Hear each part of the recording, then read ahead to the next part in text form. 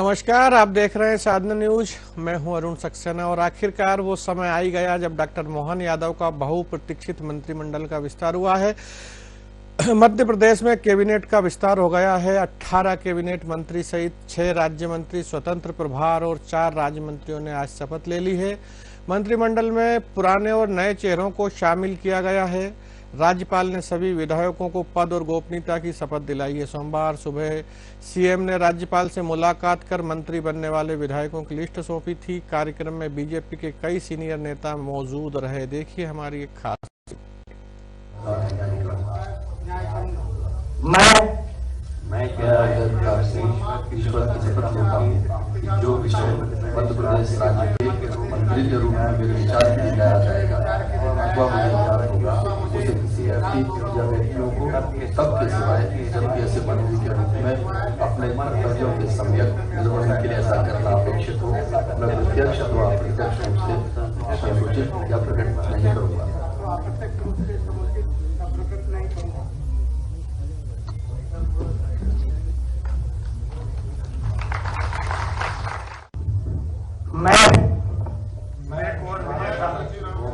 ईश्वर की शपथ लेता हूँ कि मेरे द्वारा स्थापित भारत के संविधान के प्रति सच्ची श्रद्धा और निष्ठा रखूंगा और मैं भारत की प्रभुता और अखंडता मंत्री के रूप में अपने कर्तव्यों को संचालन से निर्वहन करूंगा।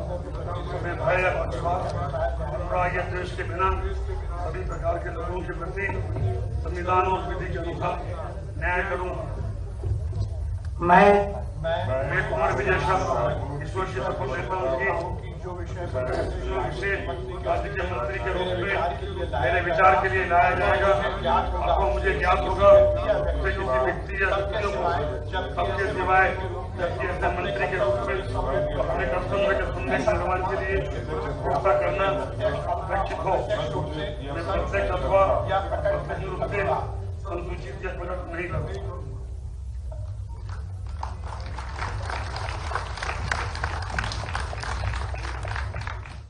मैं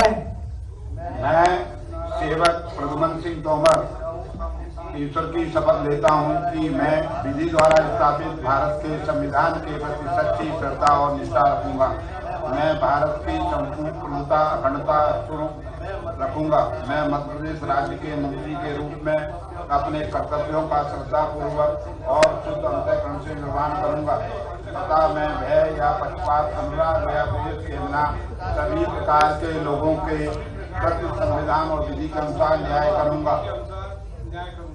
मैं प्रद्युमन सिंह तोमर ईश्वर की शपथ लेता हूं कि जो विषय मध्य प्रदेश के राज्य मंत्री के रूप में मेरे विचार के लिए लाया जाएगा अथवा मुझे ज्ञात होगा उसे किसी व्यक्ति या व्यक्तियों को सबके सिवाय जबकि ऐसे मंत्री के रूप में अपने कर्तव्यों के सम्यक निर्वहन के लिए ऐसा करना अपेक्षित हो, मैं प्रत्यक्ष अथवा अप्रत्यक्ष रूप से संसूचित या प्रकट नहीं करूंगा।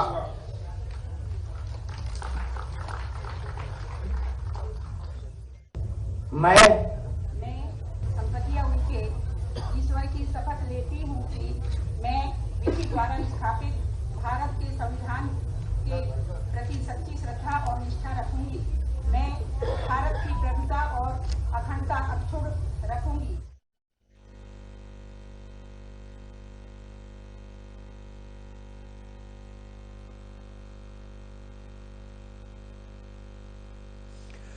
और डॉक्टर मोहन यादव ने जो मंत्रिमंडल बनाया है, कैसा मंत्रिमंडल बना है, उनके जो मंत्रिमंडल में जितने सदस्यों ने कैबिनेट मंत्री 18, 10 राज्य मंत्री जिसमें 6 स्वतंत्र प्रभार और 4 राज्य मंत्री, इस प्रकार से 10 राज्य मंत्रियों ने शपथ ली है। अब इसी विषय पर चर्चा के लिए हमारे साथ पैनल बैठी हुई हमारे साथ प्रदीप राजपुरिया जी हैं, भारतीय जनता पार्टी से प्रवक्ता। बहुत बहुत स्वागत है प्रदीप जी आपका हमारे साथ। दीप्ति पांडे जी हैं, कांग्रेस प्रवक्ता। दीप्ति जी बहुत बहुत स्वागत है साधना न्यूज में। विषय विशेषज्ञ के रूप में राजधानी से वरिष्ठ पत्रकार डॉक्टर नवीन आनंद जोशी हमारे साथ हैं। नवीन जी बहुत बहुत स्वागत है। दीप्ति जी, बहुत दिनों से प्रतीक्षा थी, एक बहुप्रतीक्षित मंत्रिमंडल का आज जो है विस्तार हो गया है। यहाँ पर कैबिनेट मंत्री, राज्य मंत्री स्वतंत्र प्रभार सहित राज्य मंत्रियों ने शपथ ले ली है। एक नया, कुछ पुराने भी आए हैं लेकिन बहुतेरे नए आए हैं। क्या कहेंगी, कैसे देखती हैं, क्या समझना चाहती हैं, इस पूरे मंत्रिमंडल से क्या अपेक्षा होगी? देखिए, निश्चित तौर पे एक नया कीर्तिमान मोहन सरकार ने स्थापित किया है कि बिना मंत्रिमंडल के विस्तार के सदन संपन्न हो गया विधानसभा का, और ये एक नया कीर्तिमान रहा, मध्य प्रदेश के इतिहास में लिख गया ये। तो इन सब चीजों को दरकिनार करते हुए भले ही कुछ लोगों की उपेक्षा हुई हो या देरी हुई हो, विलंब हुआ हो, पर अंत तो गत्वा, अंत भला तो सब भला। हम कहते हैं कि कैसे भी करके मोहन सरकार के मंत्रिमंडल का आज विस्तार हो गया। हमारी सबकी शुभकामनाएं हमारे सभी मंत्रियों को, उन वरिष्ठ सीनियर नेताओं को और सभी ने जिन्होंने मंत्री पद की आज शपथ ली है, सभी को बहुत बहुत धन्यवाद, शुभकामनाएं। और ये इसी आशा के साथ कि आज उन्होंने शपथ ग्रहण की है, तो निश्चित तौर पर ईश्वर करे कि उनको इतनी सद्बुद्धि रहे और एक अच्छा शासन वो कर सके, एक सुधार के साथ, व्यवस्थाओं में एक अच्छी सुधार के साथ। इन 18 साल में जो महंगाई, भ्रष्टाचार या बेरोजगारी पनपी है, उसको खत्म करने के लिए कहीं ना कहीं वो कारगर सिद्ध हो। उनमें से कुछ युवा वर्ग भी है, कुछ पहली बार के विधायक भी है। हमारे छतरपुर जिले को भी एक सौभाग्य मिला है, हमारे भैया दिलीप पहलवान ने आज शपथ ली है। तो निश्चित तौर पे उन सभी को अनंत शुभकामनाओं के साथ मैं यही चाहती हूँ कि पुरानी व्यवस्थाओं को सुधार करते हुए भूख, भय और भ्रष्टाचार से हमें राहत दिलाने की कृपा करें। चलिए, आगे जब वो उनकी कार्यशैली बताएगी कि हमें। प्रदीप जी जुड़े हुए हैं हमारे साथ, भारतीय जनता पार्टी के पैरोकार बैठे हैं, उनसे बात कर लेते हैं। प्रदीप जी, अंत भला सो सब भला, ऐसा कहना है। बहन दीप्ति पांडे जी कांग्रेस प्रवक्ता है छतरपुर से, कह रही हैं भूख, भय, भ्रष्टाचार का समापन हो। जो अपेक्षा की है भारतीय जनता पार्टी की इस बहुप्रतीक्षित मंत्रिमंडल से, उस पर वो खरा उतरे, शुभकामनाएं दी हैं आपको। बिल्कुल मानिए साहब, भारतीय जनता पार्टी का संगठन जो भी निर्णय लेता है, हम सभी भारतीय जनता पार्टी के वरिष्ठ नेताओं को, कार्यकर्ताओं को सर्वमान्य होता है। भारतीय जनता पार्टी में उपेक्षा और अपेक्षा जैसी कोई बात नहीं रहती। पार्टी संगठन जिस कार्यकर्ता को जो काम तय करते हैं, उस आधार पर यहाँ पर वरिष्ठ नेता और कार्यकर्ता काम में जुटकर काम करते हैं। और आप तय मानिए, आगामी समय में मध्य प्रदेश की भारतीय जनता पार्टी की सरकार एवं प्रदेश के यशस्वी मुख्यमंत्री माननीय मोहन यादव जी के नेतृत्व में मध्य प्रदेश की सरकार विकसित मध्य प्रदेश और समाज के सभी वर्ग के कल्याण के लिए योजनाओं को युद्ध स्तर पर जमीन में उतारने का काम करने जा रही है। चलिए, निश्चित रूप से ये तो आपने कह दिया, लेकिन वही बहन ने अभी, दीप्ति पांडे जी ने ये भी कहा है भय, भूख, भ्रष्टाचार मिटाएं। तो 18 साल पुरानी सरकार से अपेक्षा की उन्होंने, तो क्या कहेंगे इस बारे में कि क्या आरोप सही है कि इस तरह की शिकायतें भी थी? मैं दीप्ति जी से पूछना चाहता हूँ कि 2003 से पहले की स्थिति आप याद दिला रहे हैं। भूख, भय, भ्रष्टाचार के मानक ध्वस्त 2003 में पूरे मध्य प्रदेश की दिग्विजय सिंह की सरकार ने कर रखी थी और मध्य प्रदेश को बीमारू राज्य बना रखा था। उसके बाद में जब इनकी 2018 में सरकार आई, कमलनाथ की सरकार, उसका आप 1.25 साल का लेंगी तो आपको पता, आपको दूध का भी पानी का पानी हो जाएगा। कौन की सरकार भ्रष्ट सरकार थी? कमलनाथ की सरकार भ्रष्ट थी, दिग्विजय सिंह की सरकार भ्रष्ट थी। भारतीय जनता पार्टी की सरकार सर्व कल्याणकारी बात से लेकर विकास के मॉडल को आगे बढ़ाने वाली सरकार है। चलिए, बात कर लेते हैं दीप्ति पांडे जी। प्रदीप राजौरिया जी कह रहे हैं कि 2003 के पहले की स्थितियों से आकलन करें, 1.25 साल की यानी 15 महीने की कमलनाथ सरकार से आकलन करें और इसके बाद आरोप लगाएं। बीमारू राज्य से उन्होंने विकसित राज्य बनाया है मध्य प्रदेश, भारतीय जनता पार्टी ने। भाई, हमें ये समझ में नहीं आता है कि हमारे भाई प्रदीप जी ये क्यों भूल रहे हैं। क्या 2014 के बाद ही विकास हुआ है देश में और मध्य प्रदेश में? आप कमलनाथ सरकार की बात करते हैं, आप झूठे हिंदू की बात करते हैं। वो गाय माता जो आज सड़कों पे भूखी फिर रही हैं, उनका स्थान नहीं है। कमलनाथ सरकार ने सबसे पहले किसान कर्जा माफी की, और ये कहने में कोई दो मत नहीं है कि हमारे भाई और इनके बीजेपी की कई कार्यकर्ताओं ने, किसानों ने वो लाभ प्राप्त किया, गौशालाएं बनवाई, जो 15 महीने बाद छल बल से जो सरकार गिरा ली शिवराज सिंह चौहान जी ने, आज उसी का नतीजा वो भोग रहे हैं कि इतनी मेहनत करने के बाद पार्टी से वो उपेक्षित हैं। उसके बाद आपने किसान कर्जा माफी के बाद रोजगार पे काम किया। कमलनाथ सरकार ने महाकाल कॉरिडोर बनवाया। कमलनाथ सरकार ने धर्म के नाम पर कितने काम किए जो वास्तविक काम है, ना कि मूर्तियां दो छोटे से छड़े हवा में गिर जाए, ये शिवराज सरकार की देन है। तो और दूसरी बात जो हमारे भाई बोल रहे थे, मैं उनको सुन नहीं पाई, पूरी आवाज में कोई प्रॉब्लम थी।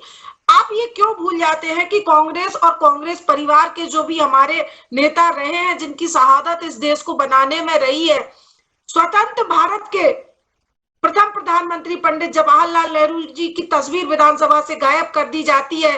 अगर सांसद नए संसद भवन पर हमला क्यों हुआ ये पूछने का प्रयास करते हैं तो 146 के करीब सांसद निलंबित कर दिए जाते हैं। ये तानाशाही, इन पर कोई बात नहीं करते, इनको केवल कमियां दिखती हैं कांग्रेस की, कांग्रेस सरकार की, पर इन्होंने खुद देश को भूख भय भ्रष्टाचार के साथ तानाशाही की आग में झोंक दिया, महंगाई की आग में झोंक दिया, पकौड़े तलने को युवाओं को मजबूर कर दिया।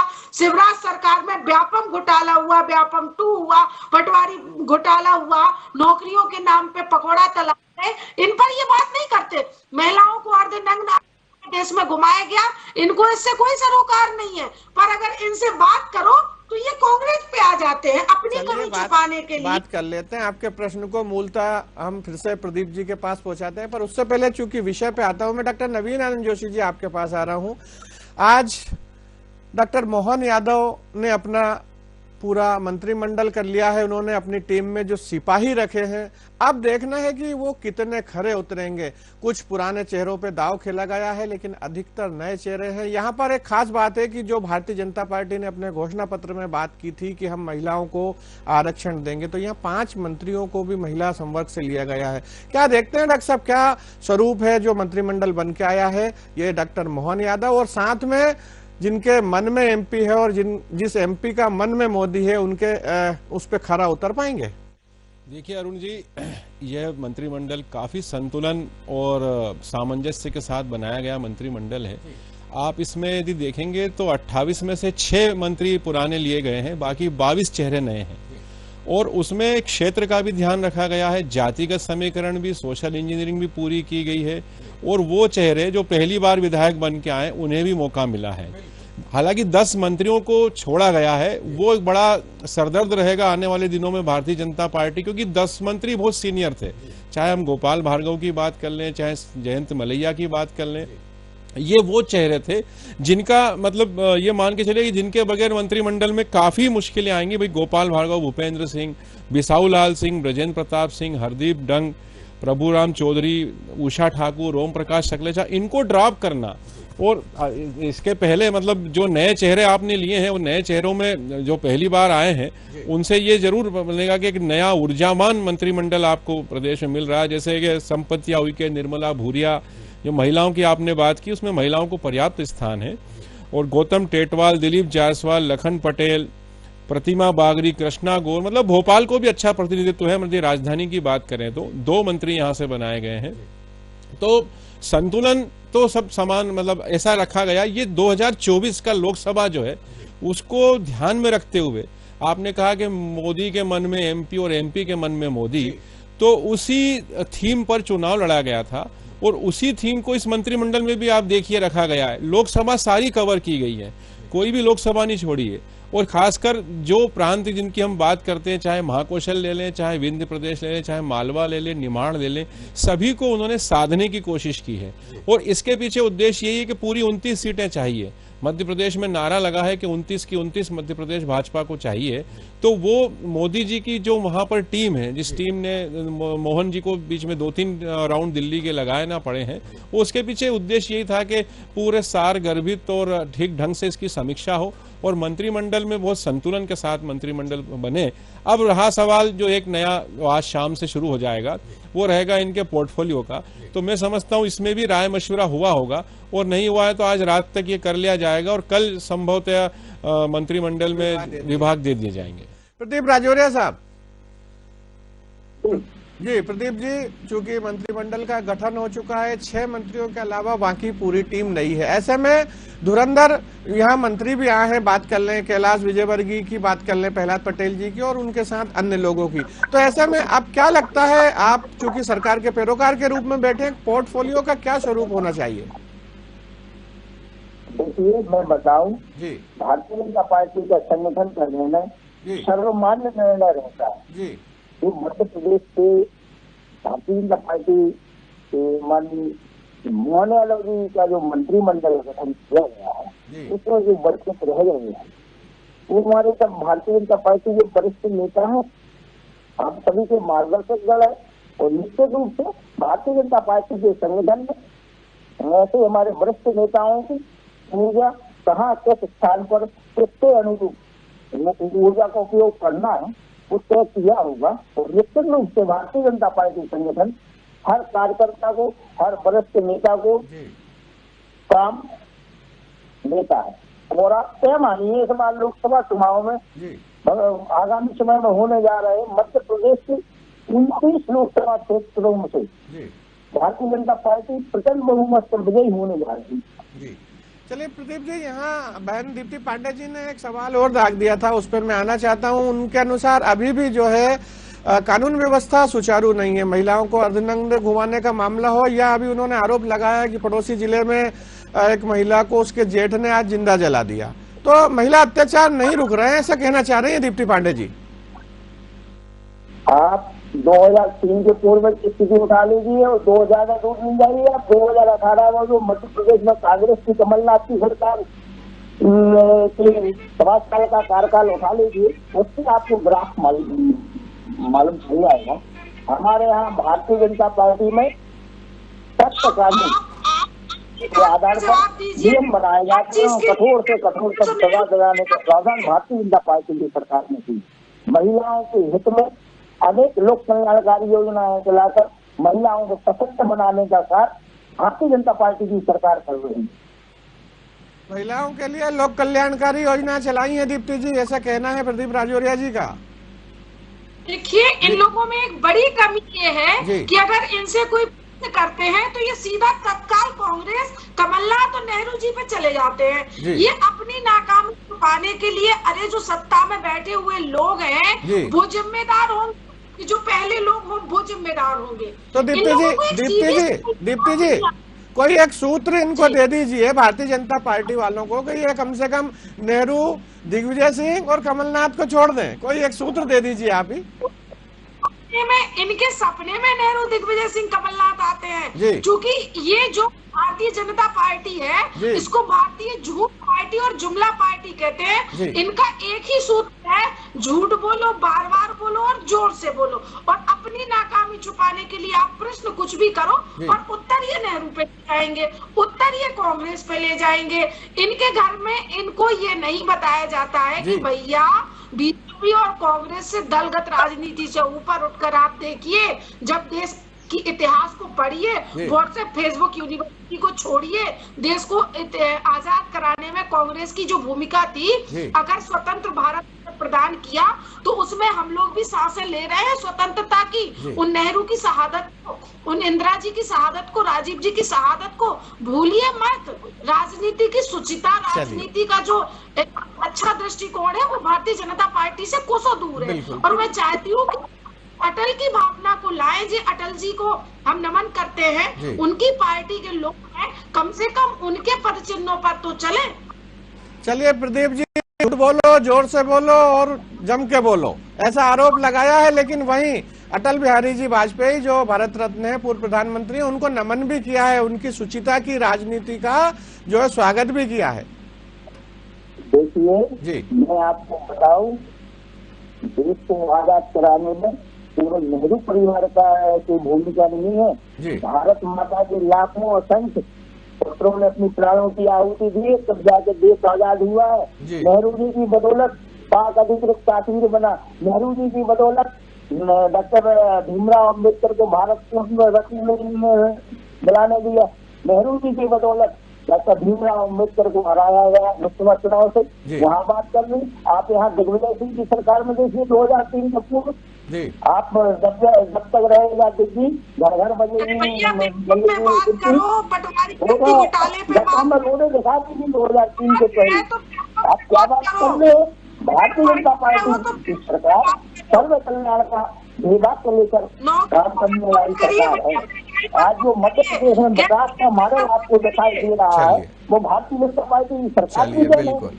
चलिए डॉक्टर नवीन आनंद जोशी साहब आपके पास आ रहा हूँ। विकास का मॉडल जो दिखाई दे रहा है वो भारतीय जनता पार्टी ने दिया है। खैर दोनों मित्रों की अपनी अपनी बहस है। डॉक्टर साहब यहाँ पुनः एक प्रश्न फिर उठ के आता है। आपने अभी भी बताया कि आज शाम तक और मोस्टली कल तक ये क्लियर हो जाएगा कि पोर्टफोलियो क्या रहेगा, पर फिर भी हम यदि बात कर लें कि जो पूर्ववर्ती मंत्री रहे हैं 6 जो अभी आए हैं, तो अभी जो कयास लगाए जा रहे हैं कि वो अपने पुराने विभाग अपने पास रखेंगे।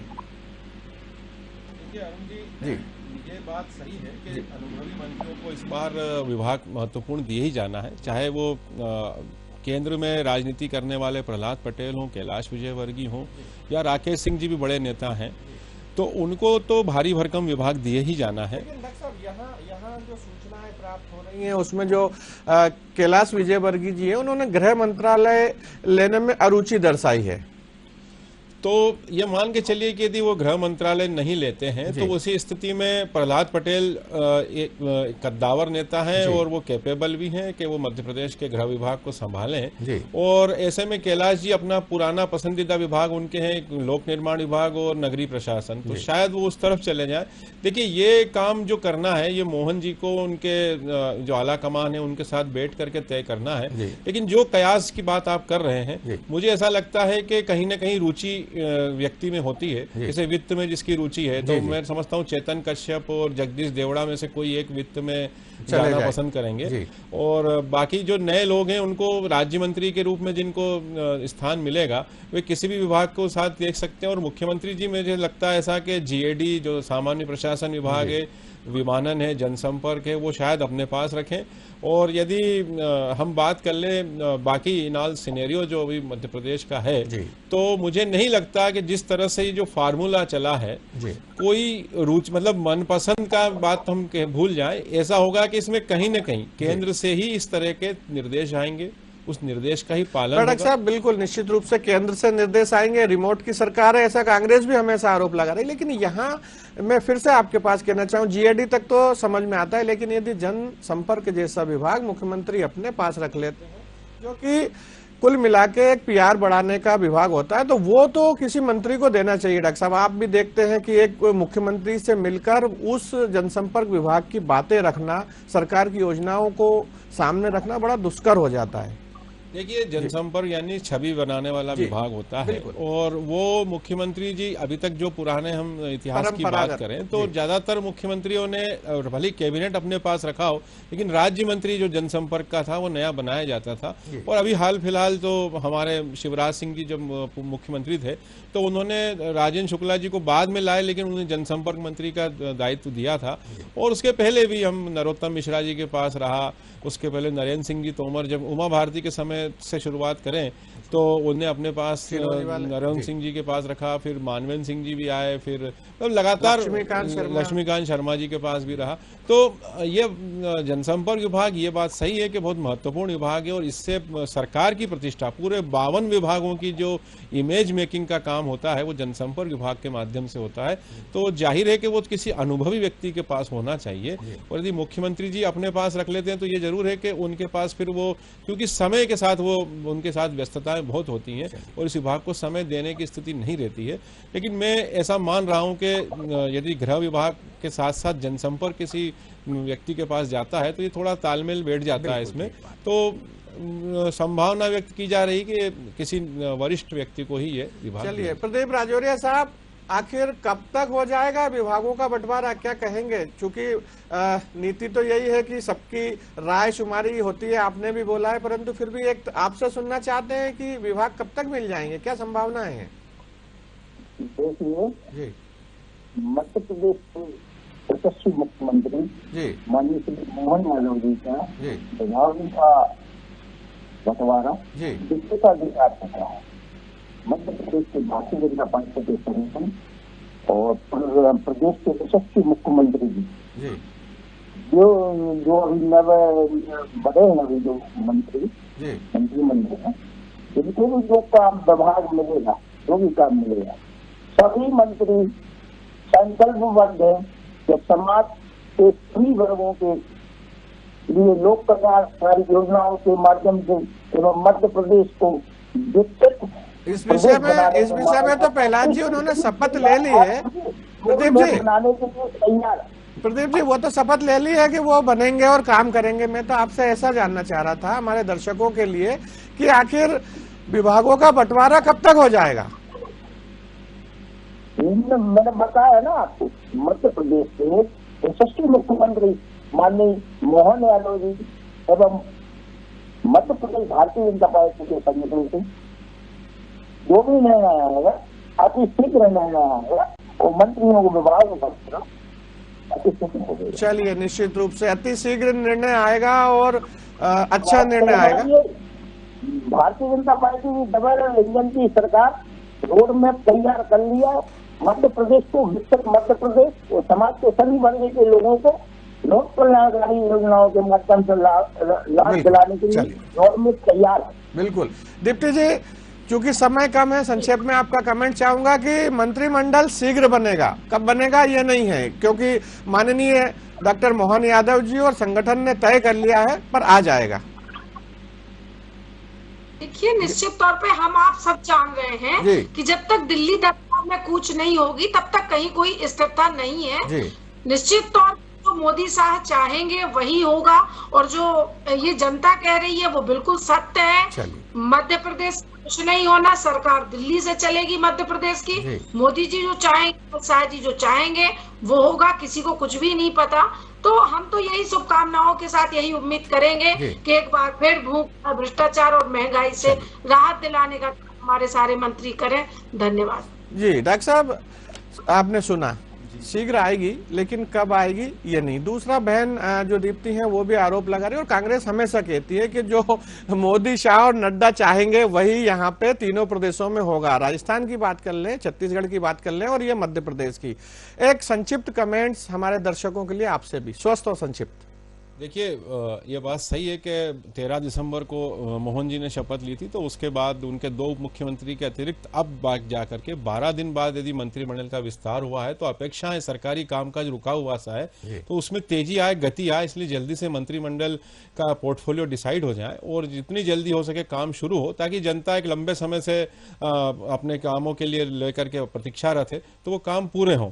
और स्वस्थ परंपरा भी यही है कि जब मंत्री बन जाते हैं तब, जैसे उन्होंने शुरुआत में ही कहा कि यह पहला ऐसा अवसर है जब बिना मंत्रियों के पूरा विधानसभा सत्र पूरा हो गया 4 दिनों का, तो ये भी वाकई में आश्चर्य का विषय है कि, लेकिन फिर भी ठीक है, ये उनका आंतरिक मामला है। जल्दी से जल्दी जनता की अपेक्षा यही है कि मंत्रिमंडल जल्दी से अपना कामकाज संभाल ले। बिल्कुल, निश्चित रूप से जल्द मंत्रिमंडल अपना कार्यभार संभाल ले, विभागों का बंटवारा हो जाए। भारतीय जनता पार्टी के प्रवक्ता कह रहे हैं कि शीघ्र मंत्रिमंडल का गठन होगा। स्वस्थ मंत्रिमंडल का गठन तो हो चुका है। विभागों की यदि बात कर ले तो विभाग मिलेंगे और साथ ही साथ जो डॉक्टर मोहन यादव चाहेंगे और जो संगठन चाहेगा वैसा काम होगा। लेकिन कांग्रेस अभी भी इस पूरे घटनाक्रम पे आरोप लगा रही है। खैर, फिर किसी दिन किसी नए विषय पे आपके साथ होंगे। तब तक के लिए नमस्कार।